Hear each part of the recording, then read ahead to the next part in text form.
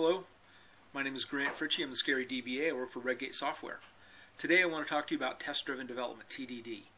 Test-driven development in concept is pretty simple. You write tests, you write code, the tests validate the code.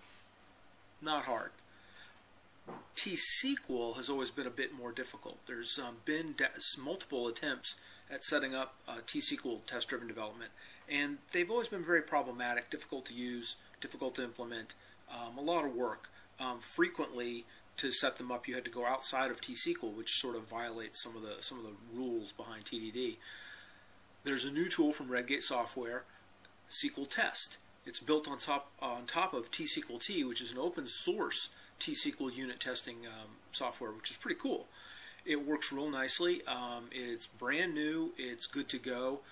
But a lot of people are having some difficulty getting started. So I want to run through a quick little tutorial on how to set up a full-blown test environment that's supplied with the tool. We already have it. T-SQL T has set up a bunch of the tests, and the install comes with SQL Test, and it's not that hard to do, and it will give you a good foundation and a good idea how to do your own test-driven development with T-SQL. Let's take a look at it. At this point, you've installed SQL Test. So if you want to install the sample database, what you can do is go here to Add Database to SQL Test.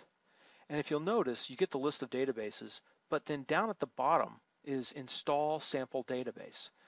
If I click on Install Sample Database, it'll ask me which server I want to install it to.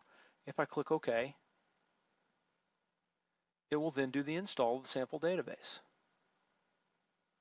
And so now I have this database. It's new, T-SQL T example. I can click on Add Database, and it will add the database and identify all the tests already in that database. So now you can see all the tests already set up that are available inside of T-SQL T. So the next thing you can do with a set of tests set up is you can just immediately run tests. You can pick and choose. Let's say, oh, okay, I want to know if a test email is sent if we detected a Higgs boson. So I can run this test. And it ran, and you'll notice a little check mark that it ran successfully. Or I can run all tests. And the tests ran, all but one failed. This one failed. It says accelerator tests, test ready for experimentation if we have two particles, failed. It expected 1, but it actually got 0, which means that there's something wrong with the query that this thing is calling. So you would want to go and edit that query. These tests show you where you've got things that passed and where things that haven't.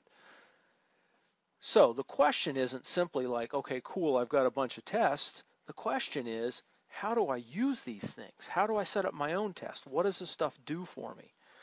So you now have got a sample database, you've got a sample set of code, and you can see how things work. So first, let's go over here and take a look at our sample database. If we take a look at the tables, we've got just a couple of tables. There's only 2 tables that are actually part of the app, accelerator.color and accelerator.particle. Those are the actual database tables. And then the T-SQL T tables that you see here are tables created for managing the T-SQL T process. Any other database that you have that you install SQL Test to, those tables would also be created. That's just part of the standard process for managing the tests. If you look at programmability, you can see your stored procedures, and there are actually 3 schemas inside of here. There's the accelerator schema, which is the app that we are testing, and there are 2 stored procedures in there.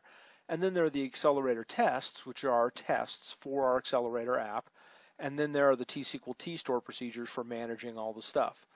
Now the T-SQL T stored procedures are interesting. Let's take a look at a test. Let's take a look at this one. It's a test a particle is included only if it fits inside the boundaries of a rectangle. If we modify this procedure, let's get the SQL test window out of our way.